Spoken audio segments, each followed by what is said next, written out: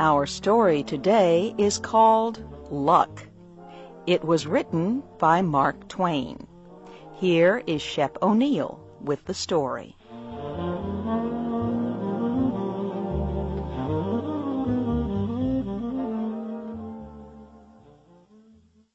I was at a dinner in London, given in honor of one of the most celebrated English military men of his time.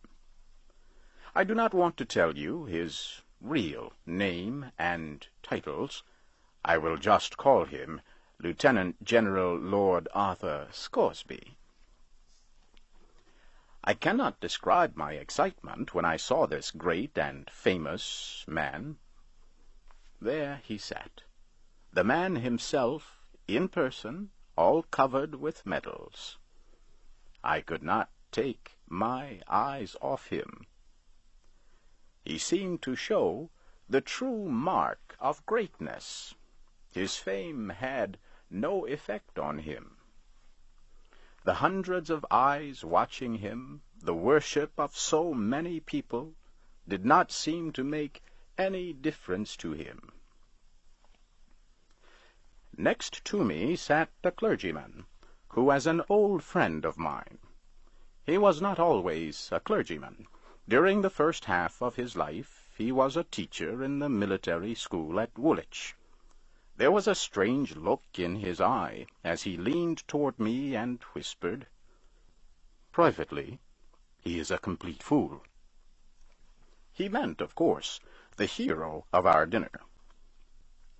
This came as a shock to me. I looked hard at my friend.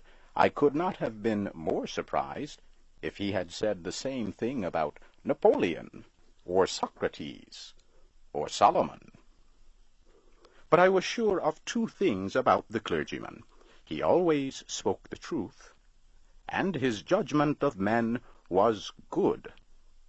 Therefore, I wanted to find out more about our hero as soon as I could. Some days later, I got a chance to talk with the clergyman, and he told me more. These are his exact words. About 40 years ago, I was an instructor in the military academy at Woolwich when young Scoresby was given his first examination. I felt extremely sorry for him. Everybody answered the questions, well, intelligently, while why, dear me, he did not know anything, so to speak. He was a nice, pleasant young man. It was painful to see him stand there and give answers that were miracles of stupidity. I knew, of course, that when examined again, he would fail and be thrown out. So, I said to myself, it would be a simple, harmless act to help him as much as I could. I took him aside, and found he knew a little about Julius Caesar's history, but he did not know anything else. So I went to work, and tested him, and worked him like a slave.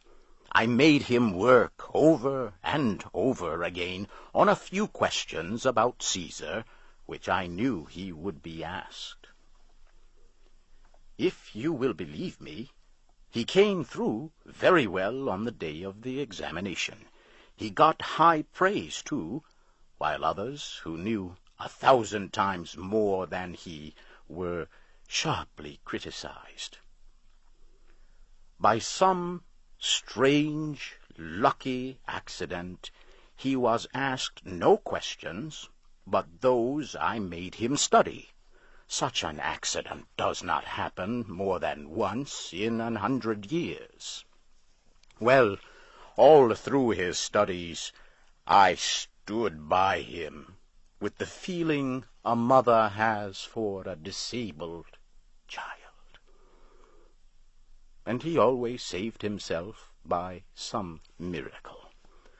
I thought that what in the end would destroy him would be the mathematics examination. I decided to make his end as painless as possible. So I pushed facts into his stupid head for hours. Finally, I let him go to the examination to experience what I was sure would be his dismissal from school. Well, sir, try to imagine the result. I was shocked out of my mind. He took first prize, and he got the highest praise. I felt guilty day and night. What I was doing was not right, but I only wanted to make his dismissal a little less painful for him. I never dreamed it would lead to such strange, laughable results. I thought that sooner or later one thing was sure to happen. The first real test, once he was through school, would ruin him. Then the Crimean War broke out. I felt that sad for him that there had to be a war.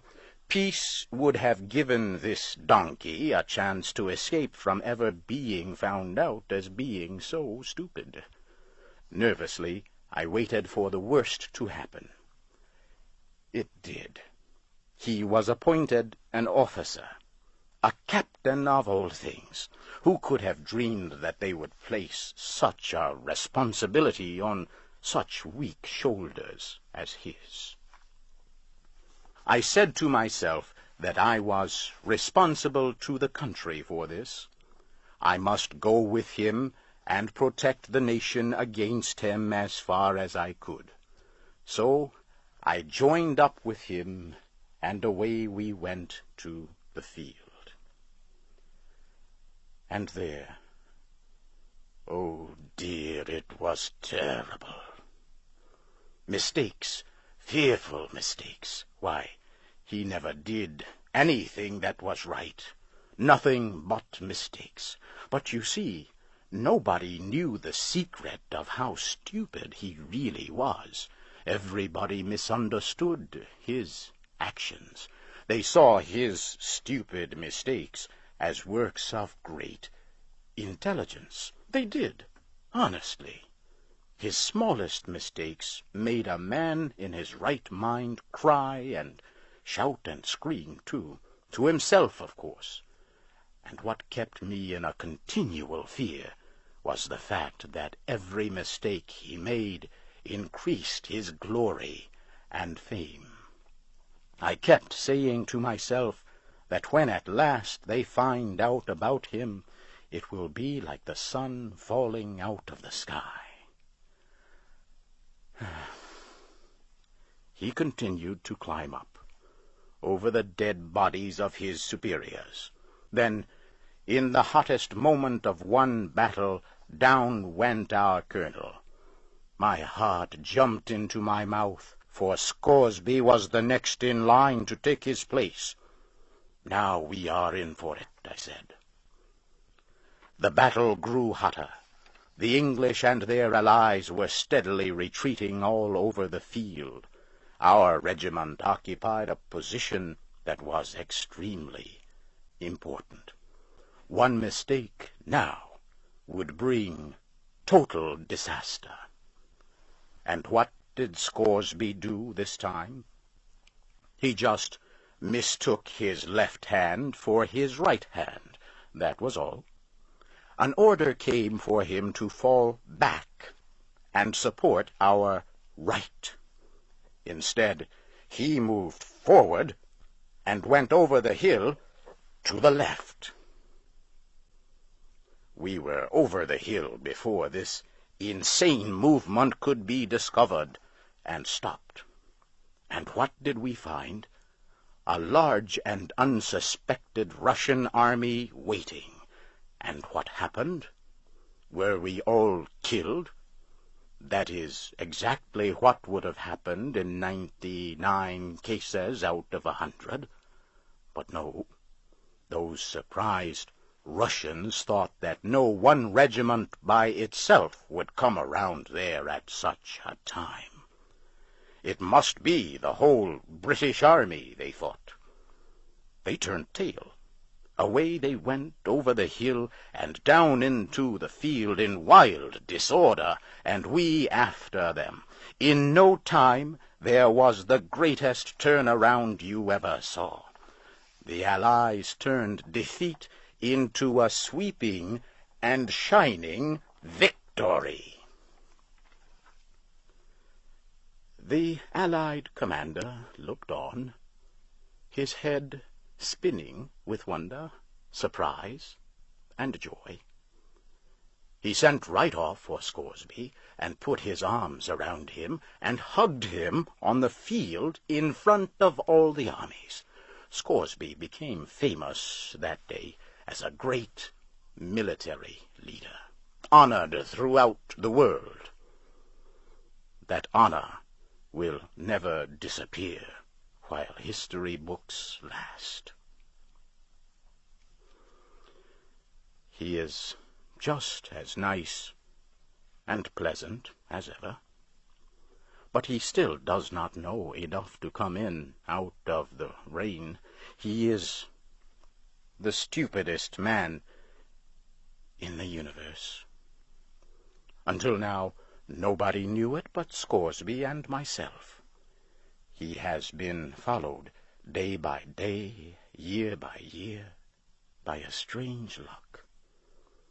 He has been a shining soldier in all our wars for years.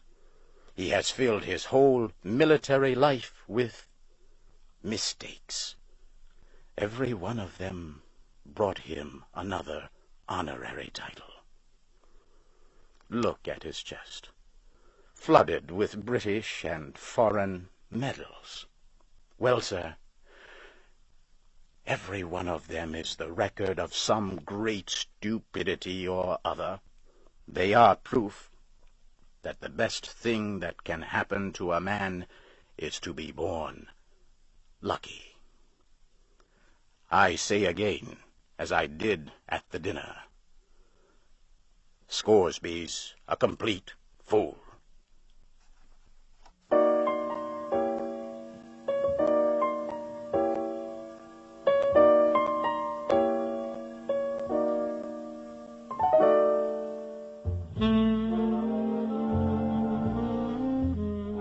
You have just heard the story Luck. It was written by Mark Twain and adapted for special English by Harold Berman. Your narrator was Shep O'Neill.